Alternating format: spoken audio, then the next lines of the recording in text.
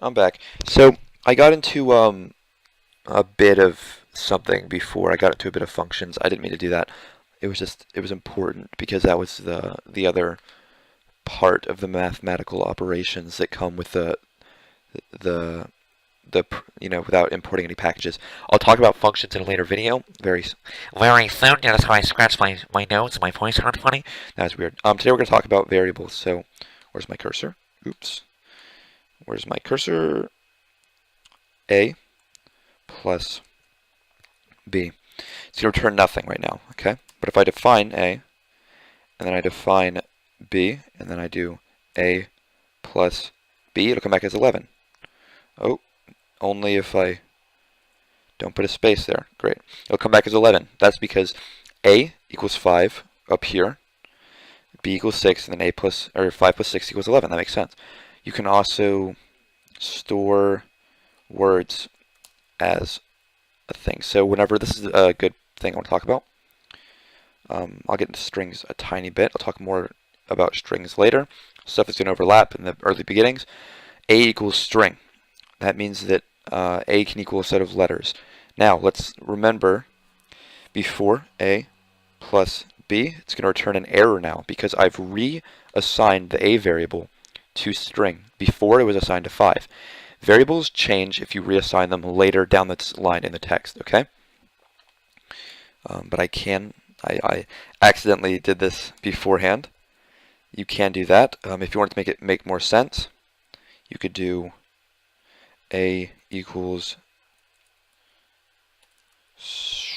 string space A times 3. Now it has spaces, string, string, string. That's pretty much that. You can store a variable as a variable. So let's do B equals 3, A equals B, B, A. So if you see that, you can do that any number of times.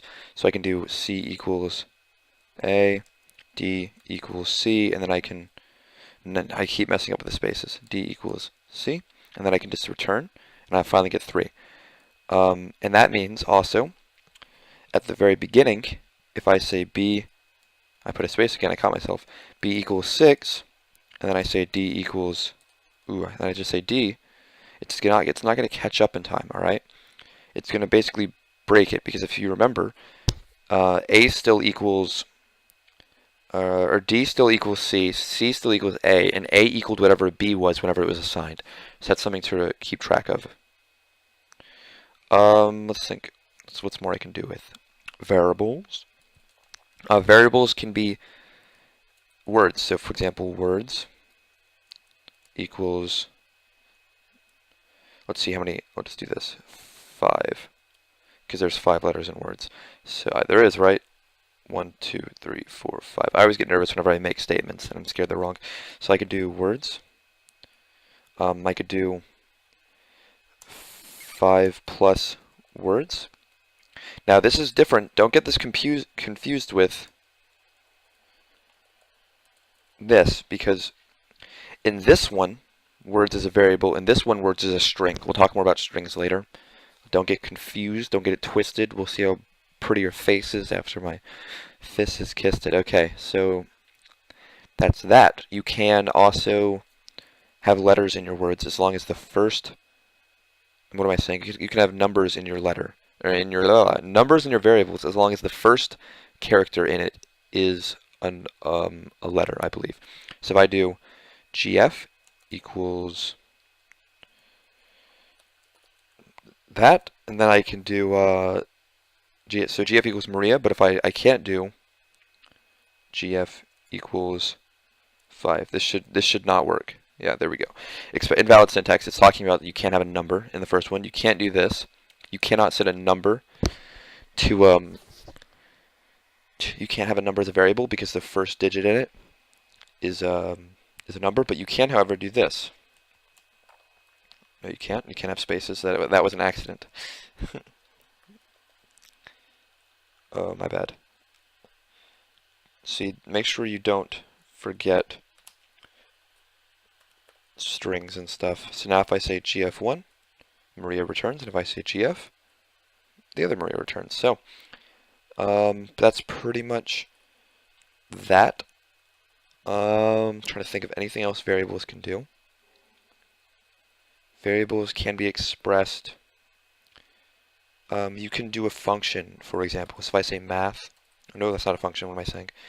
Yeah, actually, we'll just act like that was no, we're not gonna do that. Absolute value. I can say abs equals. No, we're not gonna do that. I'm gonna say remember, you can't have a variable that's already a function name.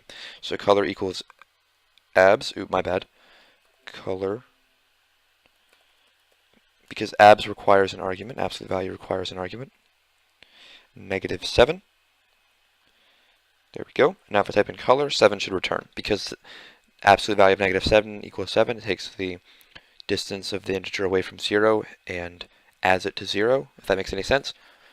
Maybe I can demonstrate that later on if I create a function. But yeah, pretty much. So that's going to be all for this video. Thanks for watching. If you enjoyed it, watch the other ones. I also have a Pokemon Uranium playthrough. I have a C# tutorial for my modded series that I also have in Terraria. Thank you. Bye-bye.